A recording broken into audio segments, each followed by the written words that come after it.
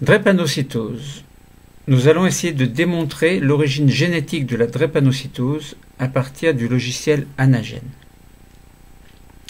Donc commençons par ouvrir le logiciel Anagen. Nous avons dans Anagen une séquence. Par exemple, vous allez dans première SESL, alors section qui n'existe plus suite à la réforme du collège, où vous avez par exemple dans phénotype drépanocytaire, vous avez une banque de données qui s'appelle allèle bêta A.ADN, allèle bêta S.ADN et globine bêta A pro, globine bêta S pro. Donc ça veut dire quoi? Ça veut dire que vous avez les séquences de l'ADN et vous avez les séquences qui correspondent à la traduction des ARN messagers et qui sont les protéines en fait. Donc vous avez deux séquences ADN et deux séquences protéiques. Donc il nous manque au milieu la séquence des ARN messagers que en général on ne trouve pas dans les banques de données sur Internet. Alors nous allons essayer de créer cette séquence d'ARN de manière à avoir à la fois la séquence d'ADN, la séquence d'ARN qui résultera de la transcription de l'ADN, donc du gène correspondant à la formation de la molécule bêta de l'hémoglobine A et de l'hémoglobine S, puisqu'on rappelle que l'hémoglobine est constituée de deux sous-unités bêta et deux sous-unités alpha, et qu'on verra que c'est au niveau de la sous-unité bêta qu'il y a un problème. Donc on dira par convention bêta A, pour alors ne pas confondre A avec adénine, hein, on a HbA, c'est l'hémoglobine normale, et HbS, c'est l'hémoglobine qui sera anormale. Et donc au niveau de ces sous-unités bêta, hein, on va essayer de démontrer qu'il y a une anomalie, et donc que l'origine de la drépanocytose est bien génétique. Alors il va nous falloir créer nos séquences d'ARN messagers, parce que nous ne les avons pas nous n'avons pas ces séquences dans les banques.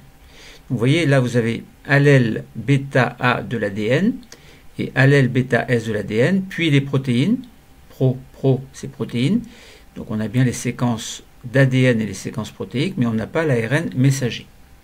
Or, nous, ce qu'on voudrait, c'est avoir, si possible, les séquences complètes, donc séquence de l'ADN, nous n'avons pas la séquence de l'ARN, nous allons les créer, nous allons créer ces deux séquences, et nous avons les séquences protéiques. Alors, comment faire pour créer les séquences de l'ARN? Eh bien, et les insérer donc dans nos séquences de base. Eh bien, nous allons sélectionner nos deux allèles bêta A et bêta S et nous allons les convertir en séquences d'ARN messager. Donc, nous avons fait la conversion. Donc, une fois que la conversion est faite, eh bien, nous disposons du nom de la séquence, un nom que l'on donne à la séquence, et nous avons la séquence, par exemple AUG, etc. Alors, nous allons revenir dans la fenêtre de départ, et dans Fichier, nous allons cliquer sur Créer.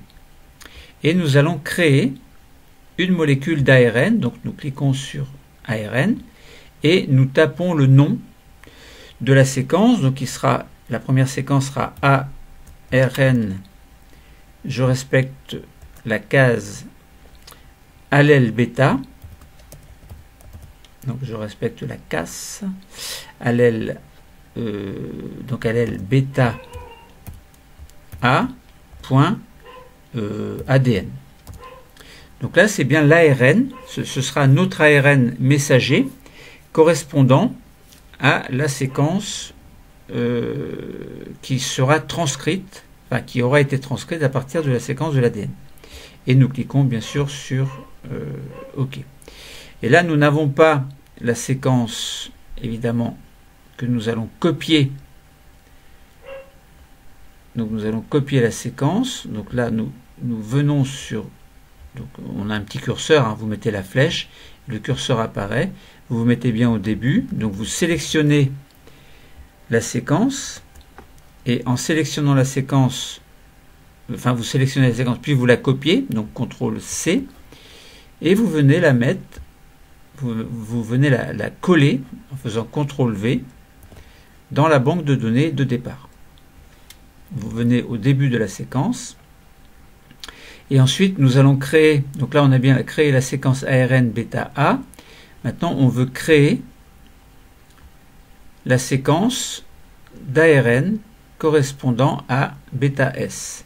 Donc nous marquons le nom de la molécule qui sera ARN.allèle bêta S cette fois-ci, .ADN. Donc c'est la séquence d'ARN messager correspondant à l'allèle qui a été transcrit. Enfin, qui subit la transcription, et la transcription donne cet ARN messager. Et vous cliquez bien sûr sur Entrée. Donc là, nous n'avons pas la séquence, nous allons la chercher dans la séquence que nous avons convertie tout à l'heure. Donc nous copions. Voilà, CTRL C. Alors il faut sélectionner puis copier, CTRL C en cliquant sur CTRL C, et vous collez en cliquant sur CTRL V. Vous revenez au début de la séquence. Alors là, vous voyez qu'il y a UGU, il y a une anomalie. Donc vous allez sélectionner toute la séquence et la supprimer. Vous allez revenir dans la séquence de départ. Il faut venir au début, en fait. J'avais oublié de venir au début. Et donc vous sélectionnez tout. Vous faites CTRL C et vous venez copier la séquence, CTRL V. Vous revenez au début et vous avez bien AUG, GU, etc. AUG, GU, donc dans les deux cas. Donc il y a de grandes chances que ce soit bon. Maintenant, vous allez enlever cette séquence qui ne sert plus à rien. Donc cette fenêtre qui ne sert plus à rien. Et puis, voilà. Donc là, on se retrouve avec la banque de données correspondant à l'ADN, donc allèle bêta A de l'ADN, allèle bêta S. Ensuite, on a les globines. Donc, ce qu'il faut, c'est qu'on remonte les séquences d'ARN messager. On remonte pour l'ARN messager bêta S. Et on se retrouve avec un alignement, enfin, la logique de ce qui se passe en réalité, c'est-à-dire qu'on part bien du génotype pour aller au phénotype. Donc on a bien le génotype au départ, donc correspondant aux séquences de l'ADN, puis on a bien, suite à la transcription, nos deux ARN messagers, donc bêta S et bêta A, puis on a bien nos deux protéines correspondant à l'hémoglobine A, HbA, et l'hémoglobine S, HbS, dont les sous-unités bêta seront modifiées. Alors, du moins, c'est ce que nous allons démontrer. Bon. Ensuite, donc, qu'est-ce qu'il va falloir faire? Nous, ce qu'on voudrait, c'est démontrer l'origine génétique de la drépanocytose. Alors, il faut d'abord montrer... Alors, quelques mots avant de continuer. Nous, ce qu'on voudrait, c'est démontrer l'origine génétique de la drépanocytose. Donc, au niveau des gènes, il faut montrer qu'il y a une anomalie. Cette anomalie, nous allons la trouver dans l'allèle correspondant à bêta S. Nous allons voir qu'il y a une anomalie par rapport à la bêta A. Cette anomalie va se répercuter au niveau de l'ARN messager, l'anomalie de l'ARN messager va se répercuter, donc suite à la traduction de l'ARN messager en protéine, va se répercuter donc sur la protéine qui sera anormale. Et cette protéine anormale va créer des problèmes dont nous parlerons tout à l'heure. Mais commençons déjà par essayer de trouver, il faut comparer les séquences d'ADN pour voir déjà s'il y a une anomalie. Donc pour ça, nous sélectionnons nos deux allèles et nous allons dans la case comparer la séquence. Comparer la séquence, nous allons faire une comparaison simple. Et en faisant une comparaison simple, eh bien, nous nous apercevons qu'il y a une thymine à la place d'une adénine. Alors tout ce qui est en tiré est identique, donc on a beaucoup de séquences, toutes les séquences sont identiques. Alors on regarde si ailleurs il n'y aurait pas une anomalie. Non, il n'y a pas d'anomalie ailleurs. Donc la seule anomalie au niveau de l'allèle bêta S, c'est qu'il y a une thymine à la place d'une adénine. Donc voilà, il y a eu une mutation. Alors dans l'évolution, hein, bon, au cours de l'évolution des espèces, il y a eu une mutation. Donc voilà, alors maintenant, ce qu'il faut voir, c'est au niveau des ARN messagers, la répercussion de cette mutation. Eh bien, nous sélectionnons les deux ARN messagers et nous allons comparer les séquences, toujours comparaison simple, et nous voyons que on a eu à la place du T, évidemment, puisque suite à la transcription, on obtient notre ARN messager dont la séquence est inscrite ici. Et vous voyez bien que on a le A pour l'ARN messager qui provient de la transcription et correspondant à l'allèle bêta A. Donc là, il n'y a pas d'anomalie. Mais par contre, il y a une anomalie au niveau de U, c'est l'uracile, et c'est normal parce que dans l'ARN messager, il n'y a pas de thymine, et la thymine est remplacée par l'uracile. Bon, donc voilà. Alors maintenant, il ne nous reste plus qu'à comparer les deux séquences protéiques résultant de la traduction de nos deux ARN messagers. Donc on sélectionne nos deux protéines et on vient sur comparer, donc comparaison simple. Alors là, on observe un petit peu. Au niveau des tirés, c'est identique dans les deux séquences. Et là, on voit bien qu'à la place de glu, on a val. Donc la valine remplace glu. Glu, c'est le glutamate. Donc nos deux acides aminés sont différents, évidemment. Et là, on verra que cette seule différence au niveau des acides aminés, au niveau de la séquence des acides aminés, va induire les symptômes de la drépanocytose. Donc voilà ce que nous avons pu comprendre, hein, c'est qu'on a bien démontré. Donc on a bien démontré qu'il y a une origine génétique de la drépanocytose. La thymine remplace l'adénine, ce qui est anormal suite à une mutation qui a eu lieu au cours de l'évolution des êtres vivants, hein, donc des hommes. Et puis la transcription de ce gène, donc de cet allèle bêta A et bêta S, donne deux ARN messagers, qui sont les messagers du gène, hein, qui sont fabriqués, entre guillemets. Donc la transcription se fait dans le noyau. Ces deux ARN, enfin ces ARN messagers chez deux individus différents, évidemment, hein, vont passer dans le cytoplasme et subir la traduction. Donc une personne sera atteinte par la drépanocytose et l'autre non. Donc l'origine génétique de la maladie.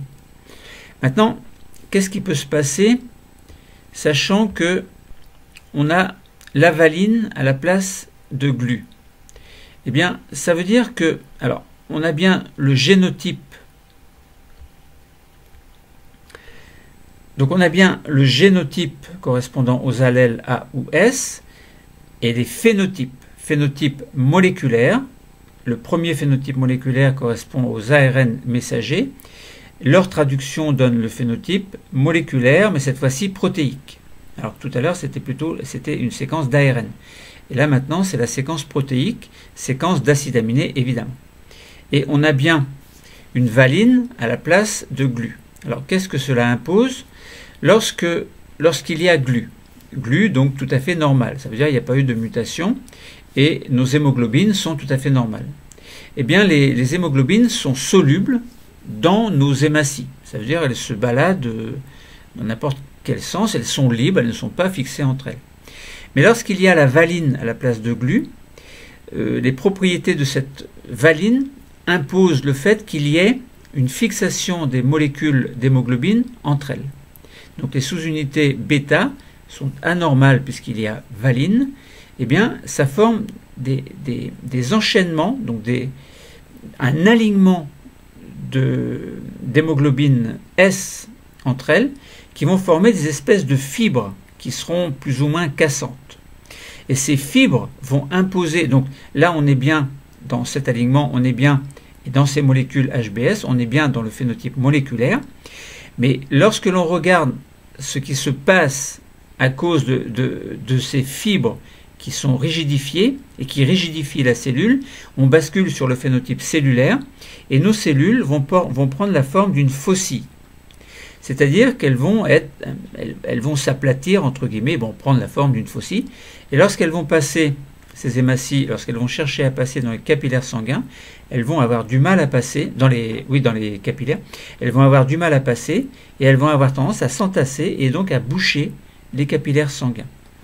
Et donc, alors même si le système immunitaire a tendance à éliminer ces hématies anormales, elles subsistent quand même pour la plupart, du moins un certain temps, et puis elles imposent, elles créent, en fait, elles font qu'il y a une certaine douleur au niveau des articulations. Donc ça veut dire que ce phénotype cellulaire, qui correspond à la forme en faucille des hématies, se répercute sur le phénotype macroscopique, de telle sorte que la personne qui aura la drépanocytose aura, entre autres, des douleurs articulaires. Deuxième chose, puisque ces hématies sont anormales, elles n'assument pas leur rôle de transporteur de dioxygène, et de plus, ces hématies vont être détruites par le système immunitaire, donc par les globules blancs. Eh bien, de ce fait-là, il y aura moins d'hématies, donc il y aura moins de dioxygène qui va arriver aux cellules, et donc on parlera d'anémie. Lorsqu'il n'y a pas assez de globules rouges, il y a une anémie. La personne est anémiée. Et pourquoi est-ce que cette personne ne va pas avoir assez de force? Eh bien parce que l'oxygène arrivera, mais en quantité insuffisante, dans les cellules de l'organisme. Donc de ce fait-là, la respiration cellulaire, c'est-à-dire l'oxydation du glucose par le dioxygène, ne va pas se faire de manière suffisante. Et donc cette personne aura tendance à ne pas avoir de force. Bon, voilà, donc on a vu et on répète que l'anomalie au niveau d'un allèle, d'un gène en fait, allèle, se répercute au niveau d'une protéine en passant par l'intermédiaire ARN messager, et que cette anomalie moléculaire engendre une anomalie au niveau cellulaire, et les anomalies au niveau cellulaire se répercutent au niveau macroscopique. Donc là, on a bien démontré que la drépanocytose est bien une maladie d'origine génétique, puisque l'anomalie au niveau de l'ADN se répercute au niveau de l'ARN messager, donc qui résulte de la transcription. Cet ARN messager, grâce au code génétique, va subir la traduction qui donnera la protéine. La séquence protéique est anormale. La valine va imposer la formation de fibres. Ces fibres vont imposer à la cellule la forme de faucilles. Ces faucilles vont boucher les capillaires. Il y aura une anémie du fait que ces hématies vont être détruites par le système immunitaire. Pas assez d'oxygène va arriver aux cellules. La respiration cellulaire est insuffisante et la personne non seulement est anémiée, mais ensuite est apathique, entre guillemets, c'est-à-dire n'a pas assez de force. Voilà. Pour la dernière fois, je vous répète que l'origine génétique de la drépanocytose est bien mise en évidence. Je vous montre une dernière fois ce schéma que vous essayez de retenir. Voilà, donc vous avez compris. Le cours est terminé. Merci.